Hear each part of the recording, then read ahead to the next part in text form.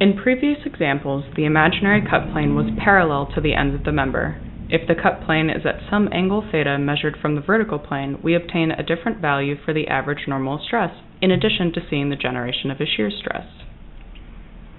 The internal reactionary force R counteracting F can be decomposed into two components: the force normal to the imaginary cut plane, Rn, and the force tangential to the cut plane, Rt. The summation of these two vectors is equal to the internal reactionary force R. Note that theta in this case is also equal to the angle between R and the normal component of R.